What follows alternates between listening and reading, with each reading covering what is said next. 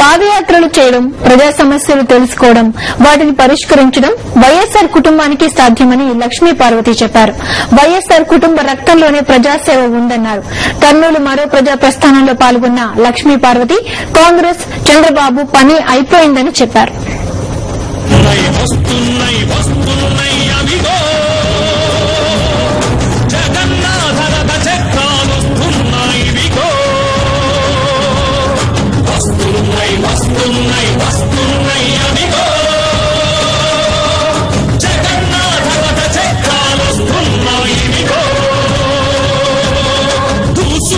ప్రజలు వైఎస్సార్ కుటుంబం వెంటే ఉన్నారని లక్ష్మీ పార్వతి తెలిపారు. ఈ జనాన్ని చూస్తుంటే షర్మిల పాదయాత్రకు లభిస్తున్న స్పందనను అంచనా వేయొచ్చన్నారు.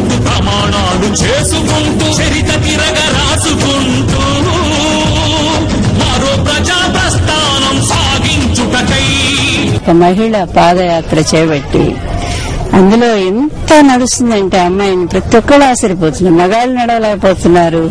రోజు 17 కిలోమీటర్లు అట్లా మధ్యలో ఒక చిన్న లంచ్ బ్రేక్ తప్ప అంత నడుస్తా 17-18 కిలోమీటర్లు అంటే రియల్లీ వండర్.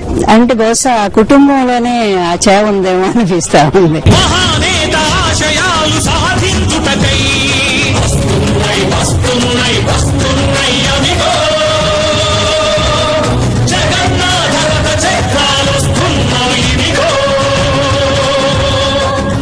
ఈ జనం కాంగ్రెస్, టీడీపీల అడ్రస్లను గల్లంతు చేస్తారన్నారు లక్ష్మీ పార్వతి. వైఎస్ జగన్మోహన్ రెడ్డిని కావాలనే జైల్లో పెట్టారన్నారు. ప్రజల కోసమే వైఎస్ కుటుంబం ఉందని లక్ష్మీ పార్వతి చెప్పారు.